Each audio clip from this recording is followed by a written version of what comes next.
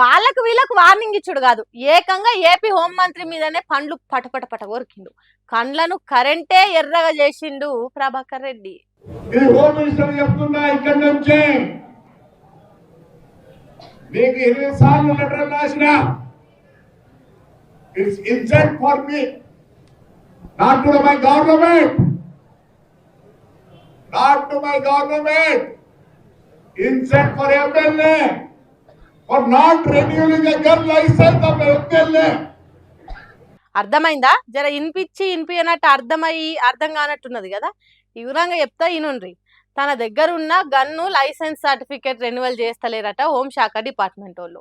ఎందుకు ఇట్లా చేస్తున్నావు హోంమంత్రి వంగలపూడి అనిత అని అడుగుతున్నాడు. ముక్కులు ఉబ్బిచ్చి బుసగొట్టాల్సినంత ఉగ్ర రూపం దాల్చిండు.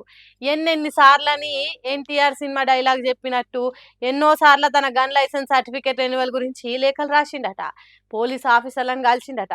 కానీ ఇంతవరకు నా గన్ను తుప్పు పట్టి పోతున్నది తప్ప లైసెన్స్ సర్టిఫికేట్ మాత్రం చేతికి వస్తలేదు.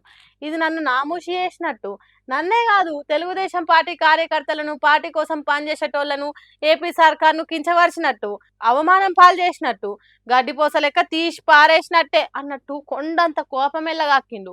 ఇంకేమన్నా ఈనుండ్రి. మరి నాది తప్పు నీది తప్పు పోలీసులు తప్పు నాకు తెలియదు, but it is an insult for MLA. అంటే వాడి సొంత గన్ లైసెన్స్ రెన్యూ చేసుకునే పరిస్థితి నాకేం బాధ కాదు.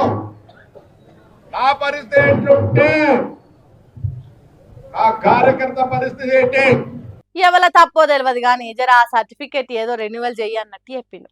అయితే ఇట్లా చెప్పుడు బతిలాడినట్టో అడిగినట్టో లేదు, బెదిరించినట్టే ఉన్నదని అంటారు ఈ ముచ్చటిన్నోళ్ళు. పాపం ఎన్నో ఏళ్ళ నుంచి రాజకీయాలలో ఉంటాడు.